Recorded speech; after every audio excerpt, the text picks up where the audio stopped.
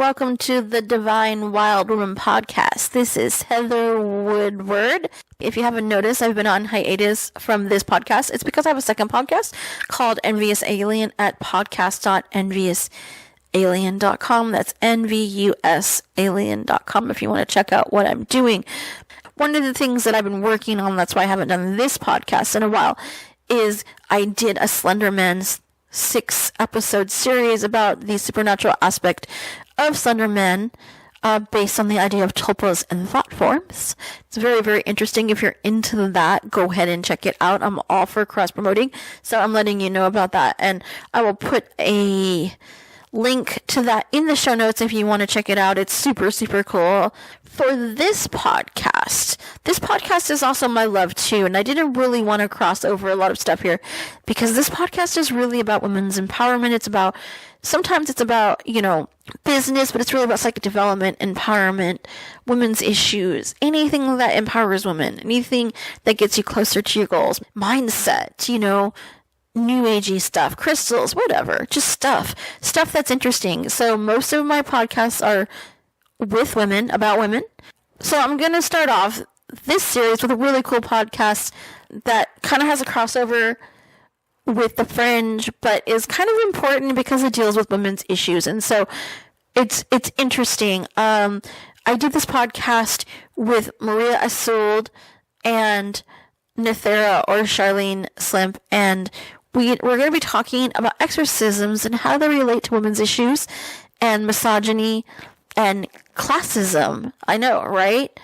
Nobody ever thinks about, when people always think about exorcisms, they always think about, the exorcist or the kind of over-the-topness of it, the sensationalism of it.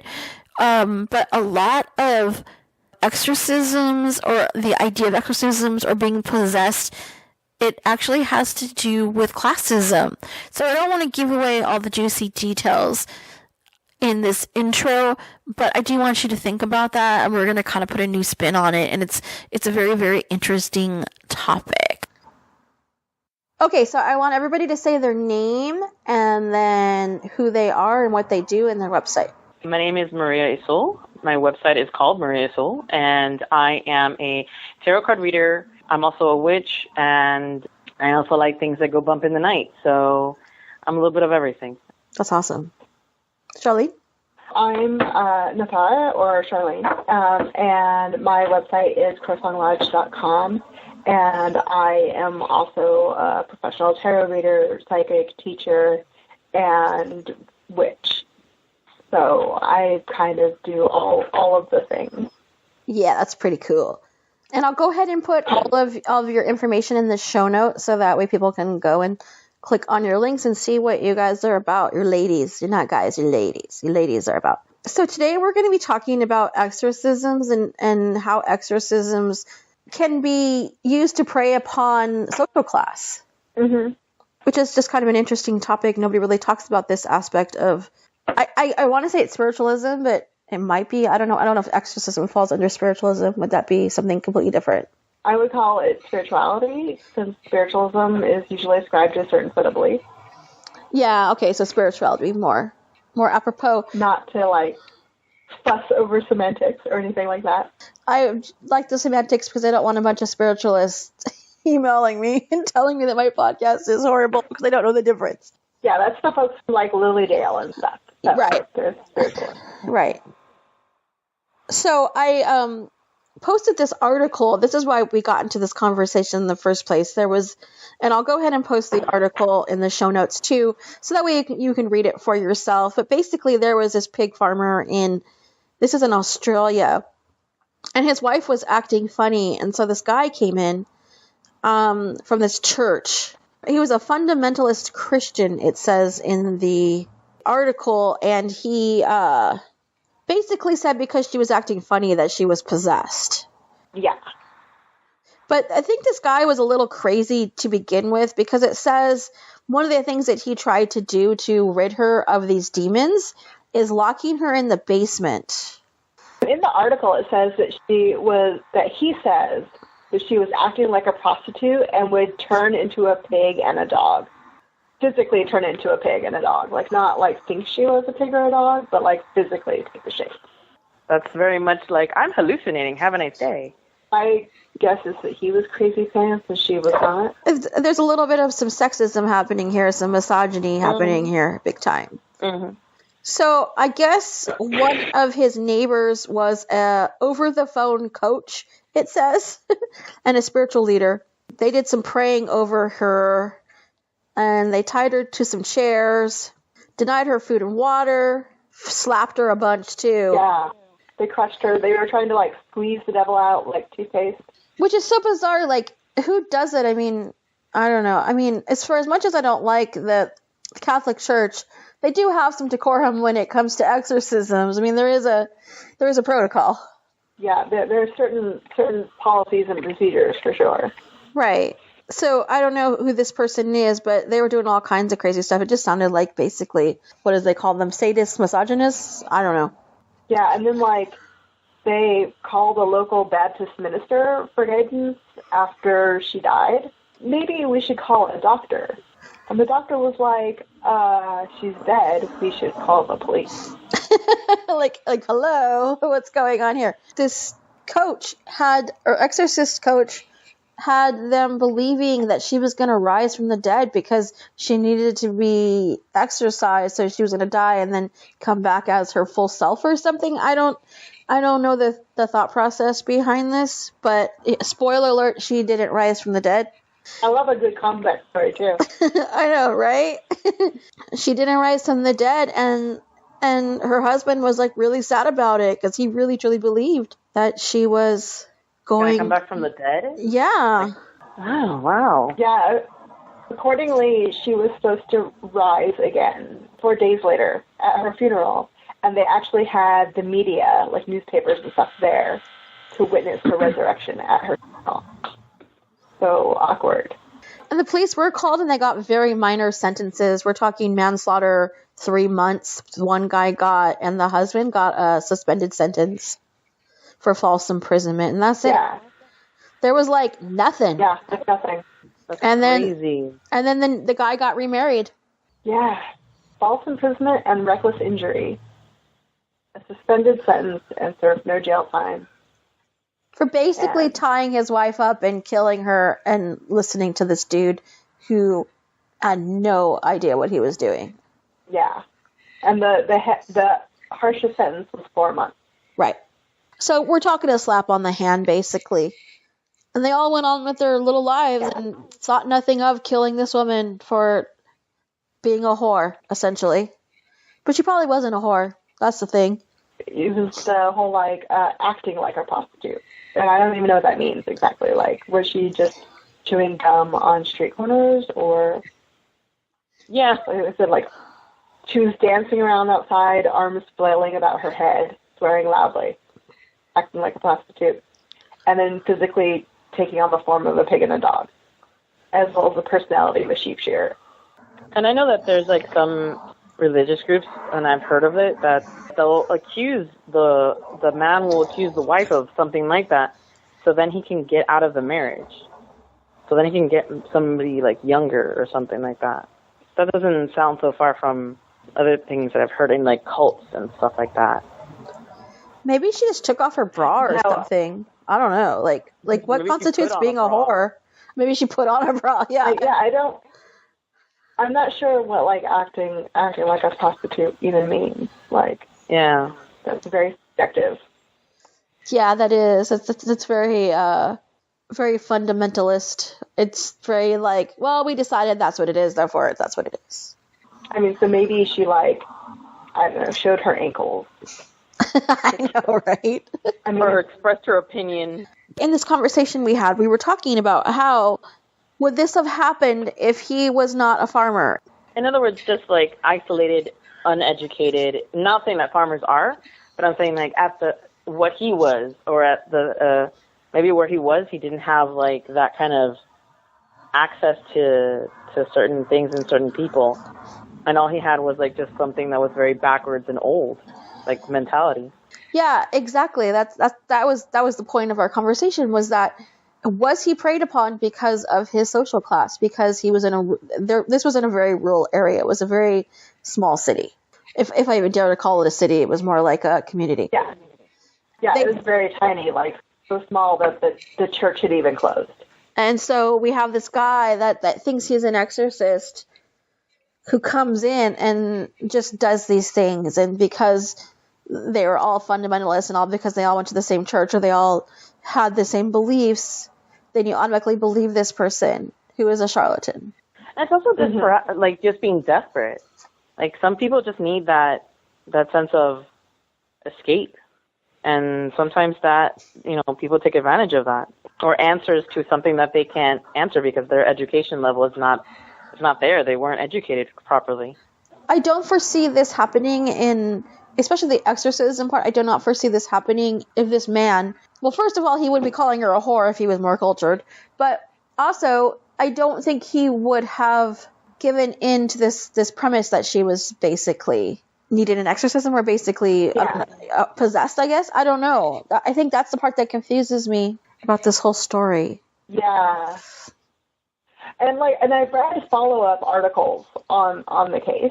Like specifically like on academia.edu about the trend of using exorcisms to punish misbehaving wives. They talk about in detail how the trial went down, and it was pretty much a terrible court case where they actually had someone in the witness stand who claimed to be channeling the word of God in the moment as a witness. Wait, what?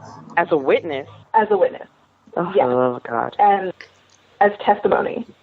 So, like, God was there. So, and the crazy thing about this, we're not talking about the 50s or 60s here. This happened in 1993. That's the thing that surprised me about it, was that this didn't happen like, we hear about these cases in the 70s and the 60s, you hear about the Enfield haunting, or she was supposedly possessed, or these things, and they happened in the 70s, and, paranormal stuff was just back into popular culture because of transcendental mediumship stuff and because of Shirley MacLaine, yeah. So there was just a lot of stuff about her, and transcendental mediumship was really popular, and so this stuff came back into the mainstream, and so people were playing with it. But we're not talking about that. We're talking about 1993. It's during the whole satanic panic thing that was happening, but not in Australia. This was happening more in the United States. Yeah, and so it's kind of wild because like before. Like, the story from the Catholic Church is that, like, all exorcisms had been stopped. But after reading up, like, in preparation for this conversation, I've discovered that it hasn't stopped at all. And I was reading another study on sagepub.com, another academic article, that examines the case files from one of the Catholic priest exorcists who took, like, ridiculously good notes, and somebody sliced and diced the data to look at it. Like, just scrolling up to the article. The data went through 2014. Yeah, so when he decided he was really, really old and wanted to retire. Yeah, that's a lot of data right there. He had never stopped, basically. Yeah, so, and he had done exorcisms for 10 years. I don't know why I've read all about exorcisms, but I have. Most exorcisms happen to farmers, agriculture people living in rural areas. Even the exorcism of Emily Rose, she was like the first person in her family to go to college. They lived in a farmhouse. But it seems to happen to women mostly. There are men, but there are very few men. They usually have some sort of... With children. The children are usually the ones that get possessed, or they get possessed, and it's usually they're acting funny, or they're withdrawn, or they're having some sort of mental issue. Yeah. Well, and those are the cases that you hear about, the ones that get really famous, or the ones that are super creepy, or that people make in movies and stuff. And, like, looking at this exorcist personal data from 2009 to 2014, he was presented 1,075 cases. He only performed 55 exorcisms. A lot of the other ones were solved with, 145 had non-religious solutions, like psychiatric services or medical services. Okay. All the rest of them had either confessions or blessings or religious study, prayers, or rituals of liberation. But 55 required exorcism. And were most of those women? Most of those were, 5 of them were from the upper or higher, the upper or upper middle class 5 social classes, Okay. like economic classes, and the rest were all, so the other 50 were all working class and lower. And only one of them was a male. One. Mm-hmm. Okay, so I'm seeing a trend here. Yeah. Mm-hmm. Yeah. That's interesting to me. Yep, a very solid trend. So we're looking at like working class and lower women. Now, were they all younger women, or what were the age? Was there any age discrepancies by any chance? Yes, they were, 2 patients were under the age of 20, so not a lot of children. Okay. But 56% was the largest age category, and that was between 40 and 49 years old. 40 to 49. That's interesting. Okay. Yeah, and then like 10% in all the other age categories. 60 and older was a whole category. So. And were they married? 28% had sexual disorders. There's a lot of data here. It does not talk about marital status Okay. as far as data goes. It does talk about how almost everyone was brought by a family member or a spouse. It was 74.6%. They were brought on by another family member? They were brought to the exorcist by a family member or their spouse. Family member or spouse. Okay, so somebody's like, hey, they're doing something funny. There are some really, really wild numbers. Do you think, though, that demons would only possess, if there is such a thing, we're going ifs here. This is a very theoretical question, but do you think that demons would only possess the lower middle class? I mean, really? I mean, there's something off about this data to me as far as, like, that just seems silly to me. Or it seems improbable to me. Yeah. I agree. Yeah, it's pretty wild. And there's also, like, other really interesting information. Like, before turning to The Exorcist, 51% have participated in seances, rituals, black masses, peasant magic, blood pacts, rites with invocations to Satan and satanic music, or have turned to magicians, fortune tellers, gurus, holy dowsers, pranotherapists, and sex. And sex. Like half of those people have done something that was not, and that's SEBTS. Oh, okay, yeah. Yeah. Okay. Wait, Yeah. what? So not like religious sects, not sexual acts. Okay. The spelling on that one is very important. So there are women who have delved in witchcraft or paganism or just New Age stuff. Yeah, New Age stuff. It's like a modern day witch hunt, right? Yeah. 40% of cases, the exorcist and patient identify in the family tree the presence of a person, usually a woman, renowned as a witch, medium, satanist, or sorceress who had launched an evil eye or participated in voodoo or Wicca rituals. Huh. That's how I feel about, like, my family. Like, when I came out as a witch, considering that my mom is a born-again Christian, Pentecostal Christian, she was like, she wanted to save my soul, and I was very afraid that she was going to start, like, getting people from her church to come to the house and like do an exorcism or something in that nature, because they were so, and I've gone to the church. It's like, it's very powerful. It's very like, holy crap. You're like, oh, I'm not a pagan. No, don't look at me. No. Like, I could see how, not even like what that woman went through, but just being, put in a corner and being preyed upon, and just in that sense, I could see the sense of, like, of feeling trapped and feeling a little crazy.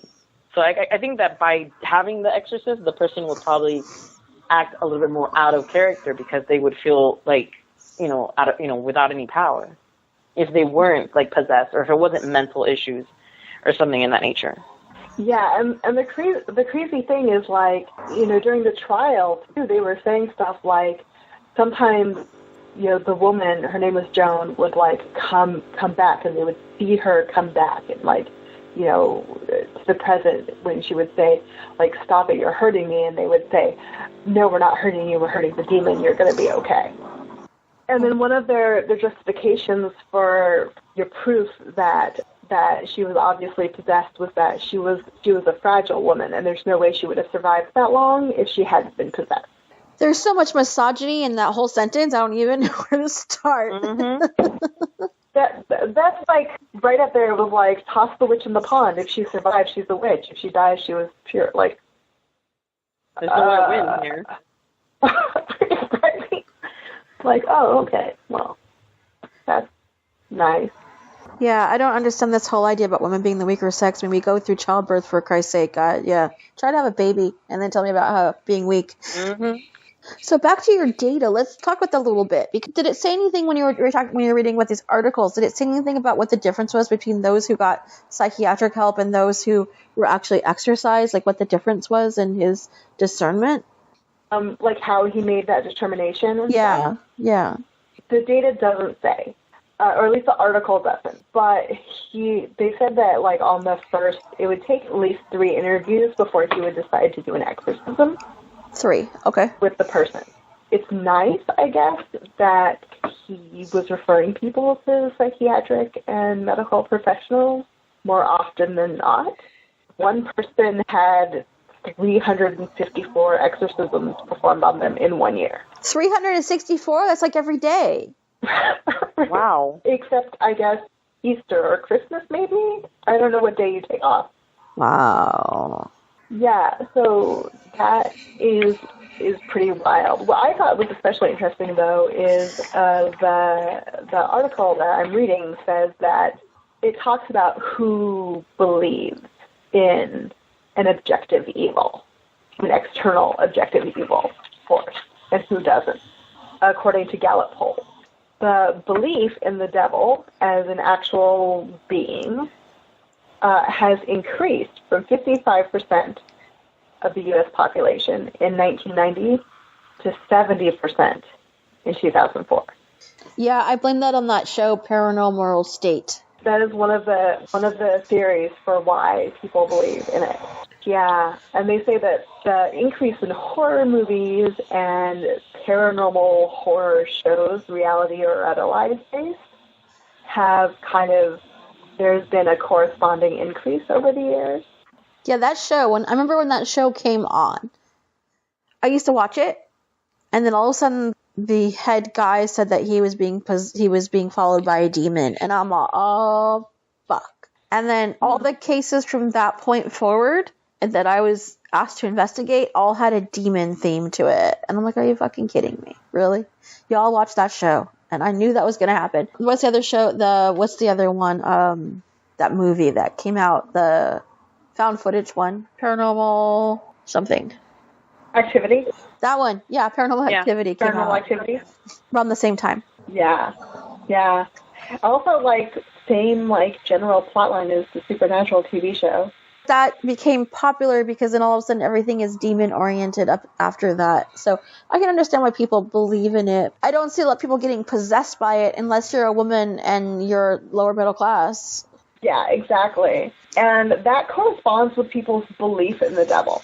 The belief in the devil itself is associated with being of a lower socioeconomic class. Yeah, I'm looking at this abstract that I found. I was looking up signs of being possessed, and I found this abstract from the Abnormal and Behavioral Psychology section. Sounds like a college class. School of Psychology, College Education, Behavioral Studies, Addis Ababa, and University of Ethiopia, but I don't know why, but it has a Australian phone number, so I don't know, maybe they did something in tandem. They were talking about possessive behavior, what it represents, And it says an episodic disruption of behavior during which person's personality being replaced by human or animal spirit or by God, devil, deity, or by spirit of an inanimate object.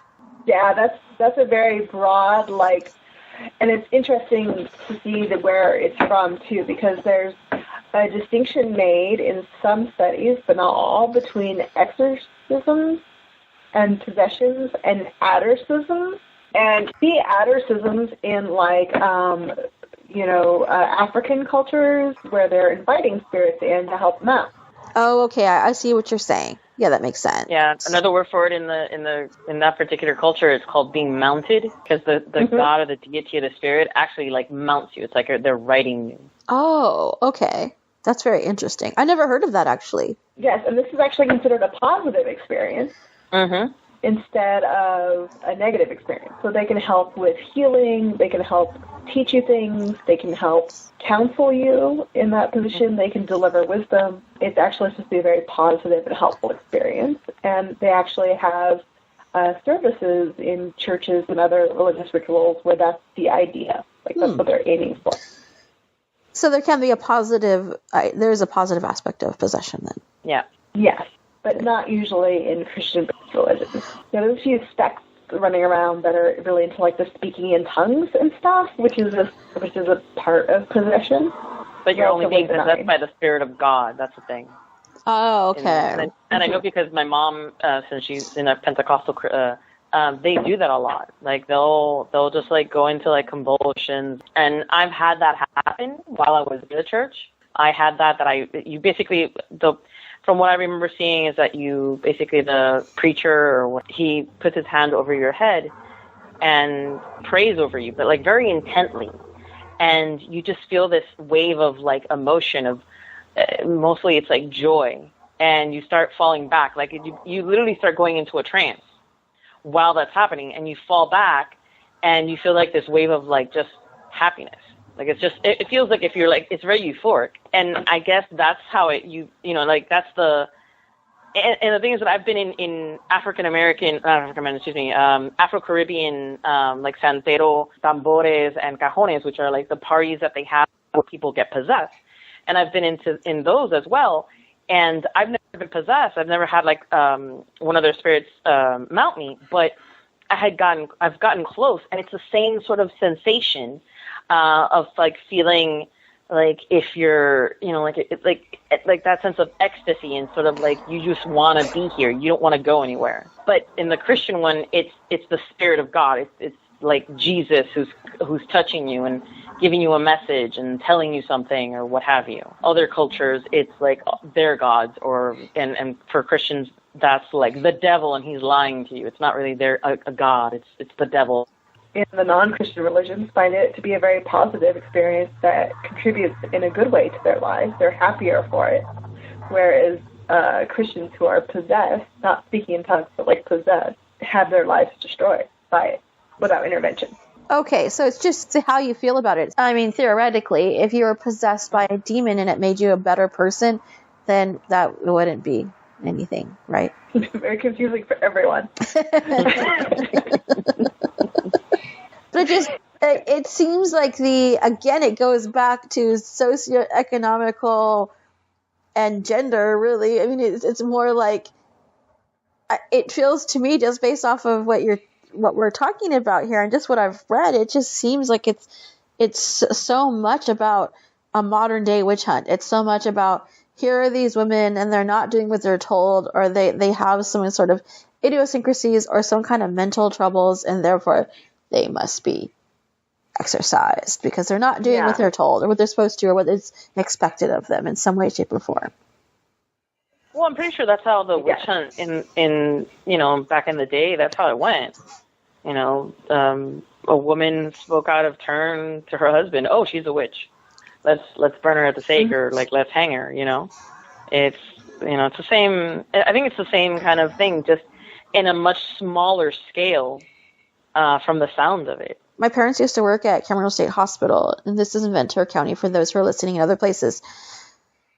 And there was a ward there up until it closed, and we're talking they closed in the 90s. There was a ward there for women who were either air quotes alcoholics or their husbands brought them in for talking back or having too many opinions. And women were put into these places, and then they got electrocuted. What's that treatment called? Electroshock therapy. Oh, the electroconvulsive therapy? Yes, until they got whatever demon, air quotes, out of them, or they stopped talking back. Yeah, I can believe that. yeah, it's ridiculous. Yeah, that's clearly the devil right there. Okay, so I found the actual specific general symptoms of possession based on this abstract. I'll put a link to all these things we're talking about in the show notes too, so everybody can look at it. But so here's the general symptoms, and I did. We have a group chat going on right now. Just so you know, listeners. So I did put it in the chat. So if you ladies want to look at it, but it says a few or more following symptoms may be witnessed in the possessed person, who may be mild, moderate, or severe. In other words, they may be sober or violent. Okay, so it doesn't matter. It could be mild symptoms or major. Loss of control over one's actions, behavior change, loss of personal identity, change in tone of voice, wandering attention, reality mixed with fantasy, loss of awareness of surroundings, loss of sense of time, belief that one's body changes in appearance, feeling of omnipotence or powerfulness, loss of memory, sometimes body hopping by the medium in a violent way. Like, this is me every day. Right? I'm just like, I'm lucky if I know what day it is. So there's my time stamp. I'm a Pisces, for freaking sake. That's like, I think isn't that like part of Pisces? Yeah, like. Of Pisces. Yeah. Like, this is me every day. I don't know. Like, that is such a vague and confusing order of symptoms. I don't know. Anybody could be this at any time. Well, if you aren't, like, following the rank and file, right? Pretty much. Pretty wild. It's pretty much whenever, like, your person that you're focused on isn't doing what you expect them to do or want them to do, or otherwise think they should be doing. What I'm getting from this data is that essentially the idea of a negative possession is a Christian construct. A lot of the things that I'm seeing in possession feel very puritanical. It feels very pilgrim. It feels very like... Yeah. I know exactly what you're talking about. People who live in, like, places that can't get modern day education or media or anything in that nature, or you feel very isolated. It's like it has that isolating type of sensation for the people that are, like, doing this and or believe in this, to the point where, like, this guy basically ended up killing his wife because he actually believed in this. And getting away with it. That's the thing, getting away with it. Yeah, and I guess like a doctor testified that it was possible that the final heart attack was actually convulsions caused by the evil spirits leaving her body, based on a documentary he saw and the movie The Exorcism. I have no words at this moment. I can't believe that was, like, testimony in a court case. This frustrates me so much because do you know about the West Memphis 3 case, right? Yes, that case was a cluster and a half.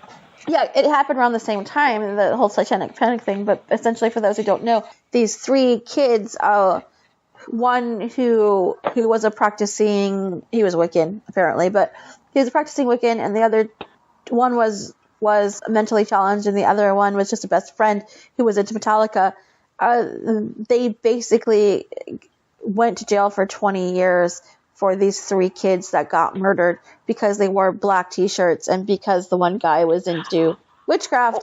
When they were in trial, this one guy who was the leading person in witchcraft, he was a cop who got a certificate online about Satanism, and he was their star witness, and he basically took a correspondence course that took him like a week to do, and then he decided based on that correspondence course that Damien Eccles, he was the one that was into the witchcraft, that he was a Satanist.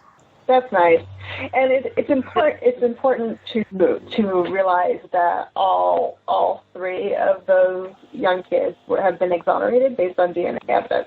Yes, they weren't even there. They weren't even near the location of the crime, but because the one kid was into Metallica and wore black T-shirts all the time, and the other kid was a Wiccan, they went to jail for 20 years. Yeah, but the star witness was this guy who was like, yes, pentagrams are bad and evil, and the Sabbats are evil. And I mean, I will find his testimony and put it in the show notes because it's freaking amazing to watch. I was just like, what? Are you kidding me? People are taking this seriously. And they did. They actually did interviews with the jury people, and they said that his testimony was very compelling because they didn't know anything about witchcraft, and so if he had taken a course online, then he must know about it. Wow. Yeah. Yeah. But this is the kind of stuff that gets through in court systems because nobody really knows about witchcraft. People don't know about paganism. People see it as a taboo, I guess. Mhm. Oh no, in Miami, Florida, there's and I'm pretty sure in maybe New York or something like that. But there's such a large community of santeros that the cops actually have courses that the county actually gives them, and that person who teaches it is actually a santero, and some of the cops are santeros themselves. And the reason they do that is because sometimes you'll go inside a house and there might be a crime, but it's a house of a santero, so you gotta they're like, let's not mess with So when they say, it's when when there's a crime related to that, they are educated on it. They don't use the whole thing that they're santeros as an excuse, or they didn't get it online for $50 and they took a little course and they got a little tiny certificate. It's really ingrained into the community. So that's awesome. Yeah, I'm pretty sure New York does something similar too. They have to. Because they have a large community as well. That is really exciting to hear, actually. It is. That's really amazing. I'm glad that they're so progressive. It's refreshing because, I mean, this happened in Arkansas, of all places, but super Christian, super fundamentalist, super Presbyterian, Bible Belt. Think there's a black and white, heaven, hell, the end, done. Demon, God. I don't know. In between, no nothing. No, nothing, no. And so these things where any one of us could be possessed based on just our belief systems alone, which is a little scary when you think about it. It really is. It's the reinstitution of official exorcisms by the Catholic Church is kind of disturbing to me. It is disturbing in that there are enough cases that they are needed. And if all that data is true, and it's really, most of them are women and they're in the lower middle class or even lower than that, or, poverty level, that's very disconcerting. It is. What do we do about it? I mean, what is some way that we can combat this? I mean, it doesn't just happen in the United States either. I mean, I was watching a TV show and they were talking to some people in Romania, again, rural area, not near cities, old country, where they stabbed some people because they thought they were vampires. And then they went and they dug up the person's grave and staked them again just to make sure. Oh, wow. Yeah, and this is they were talking to the police in the area and they said this is a common occurrence. We see this every 3 to 6 months. Somebody is considered a vampire, and we have these murderers out here because people truly believe it. Where is that? Romania. Yeah. Romania? Okay, yeah. It's the same kind of hysteria, though. I mean, I guess I'm going to call it hysteria, but it's that idea that if you're different or if there's something wrong with you, I mean, even if it could be as simple as just going through menopause, when you act differently and you change. You change your behavior, everything. And I'm pretty sure, because as I think Charlene was saying, that most of the women that did get exercised were in that stage in their life that they were probably going to go through or were going through menopause. And I'm pretty sure that for years upon millennia, that's been the case.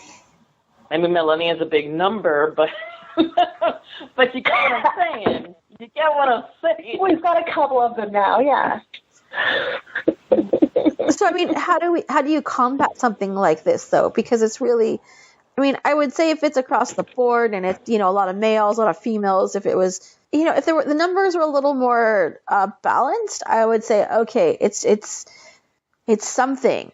I don't believe in demons. I believe in jinn. I believe in malevolent forces of some sort, and not necessarily demons. And so I mean, I'm sure there's that 1% somewhere in there that yes, somebody's being possessed, or there is some kind of like actual thing happening.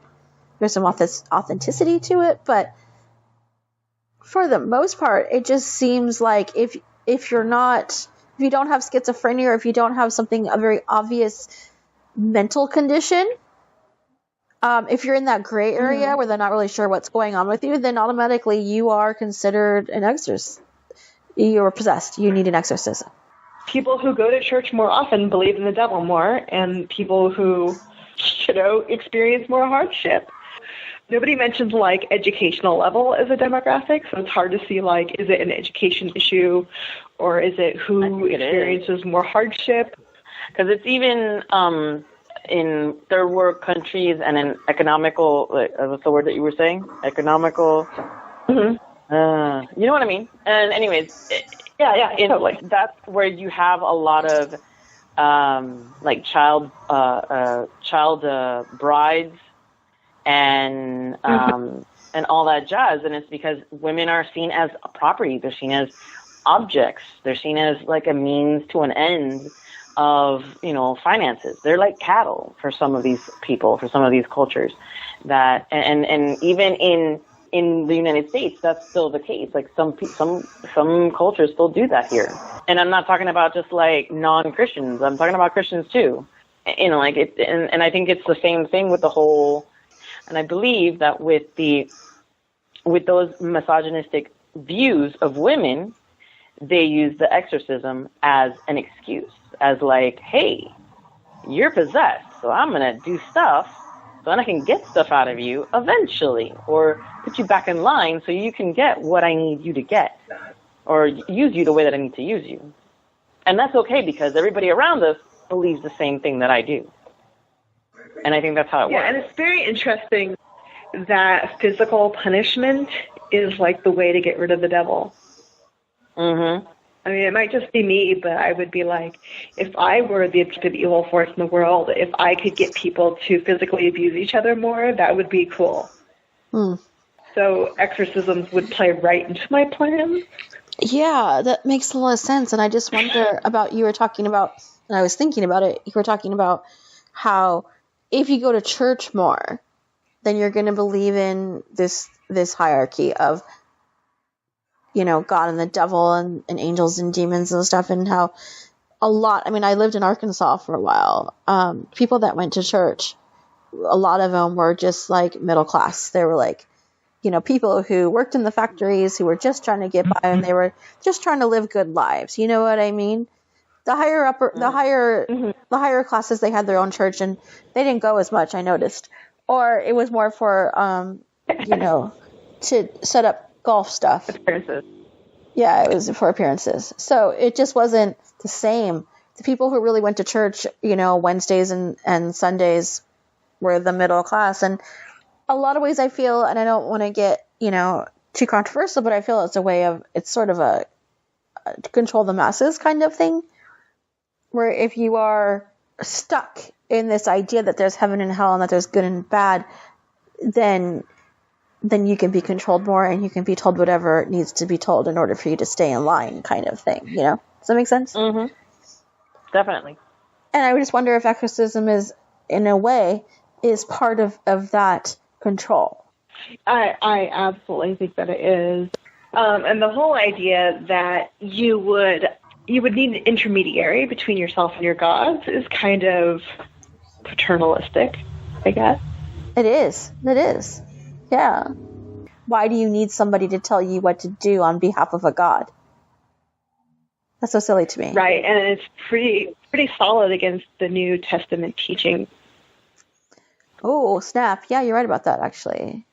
Yeah, so it's really interesting that in the West especially, we put a lot of stock into, like, not just in Christian faith, but also in other faiths, like, we need this intermediary. Yeah. Yeah, we always do. We always need somebody we need even in New Age stuff too. We need a medium to talk to our dead. We need a Louise Hay to give us our affirmations. We need a, you know what I mean? It goes on and on. We need somebody to tell us how to empower ourselves. The guru or the right, yeah. The guru or the mentor or the whoever tell you what's what, you know? Yeah, exactly. You don't even want to get me started on, like, certificates and elitism and all that stuff. So we've been over that before. I follow that stuff too. So I'm not saying there's anything bad with it. I'm just saying it has to be put into context, or it can become your God. Yeah, exactly. And that's why I was saying, like, it's that thing in Western culture, not just exclusive to Christians. Like, we want that teacher, mentor, intermediary person. So I guess my question goes back to, like, what do we do about it? Like as a society, or just even individually, what do we do about this kind of stuff? Because I mean, this, in a way, this is another witch hunt. This is basically, it never stopped. It just seems like the idea that women are lesser than women who are into something other than Christianity, they are targets. I mean, that when you said that most of these women who had exorcisms had done something that would be considered New Age, I mean, that to me is surprising, but it's also scary. Alarming? Yeah, it's alarming. It's definitely alarming. In reading this paper that discusses the actual testimony with folks and stuff, they talk about this issue where the courts themselves kind of treat the Christian belief in possession as the default for society, even though society views exorcisms as being these bizarre, abnormal things. So it's got this weird dichotomy, and even the judges in their statements have said that, like, yeah, the devil's a real thing, and so we have to take that into account. And I think that's, like, a real issue when it comes to these things, and having our government and criminal institutions support exorcisms in this way by acknowledging that there's some reality to it is very harmful. Like, I'm all about the separation of church and state, and I think that's super important. I do too, but both of you, I mean, I didn't even bother to ask you, do you believe in demons? I don't necessarily believe in demons. I believe that human spirits can become evil, or, like, they can mutate and cause havoc. But I don't necessarily believe in, like, demons the way the Catholic Church believes in demons. Yeah, like, I think that people can be jerks, and I'm, like, watching my language a lot. You don't have to. So extrapolate the way you like to on that. Yeah. Yep. And that applies to living folk and dead folk. I would say do some research before you go straight into demons. Like, Paranormal State is fake, people. I just want you to know that. I mean, The Exorcist is fake. Do some research. Do some research about demons. Do some research about Catholicism. Do some research about the church. Try translations of the Bible. Don't read the King James Version. There's a whole thing about that. It's a whole other show. But, like, do some research. And you don't need an intermediary. Like, you know, you can have that personal relationship with whatever God you follow. And don't believe in ghost adventures. It's not really they're big about haunted. They're big about things being possessed or things being evil. Don't believe it. It's fake. It really is fake. I promise. Read a book. Really, quite honestly, read a book. Go on YouTube. I mean, if you don't like reading books, go on YouTube and start looking up stuff. There are some really great things on YouTube about theology and demons and God and all kinds of stuff. I mean, it's very interesting. Yeah, and if you're experiencing something weird and you're really, really concerned about it, see your doctor. Definitely see your doctor. or both, but definitely get your doctor in on that. Or at least keep a healthy balance of, religion and science, and not just jump to conclusions. Do your research first. Go to the doctor. If that doesn't work, then, look at other avenues. Before that doesn't involve exorcism. Yeah, all of them. All of them first. All of them first. I got nothing else, though.